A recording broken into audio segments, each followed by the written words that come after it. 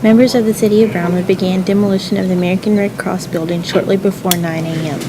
By 9:40, the building was completely torn down and the crew began cleaning up. Director of Public Works David Harris estimates it'll take the crew of 2 utility workers and 2 sanitation workers about 4 hours to completely clean up the site. The crew will return Thursday morning to start working on tearing out the concrete slabs, which Harris estimates will take 2 days.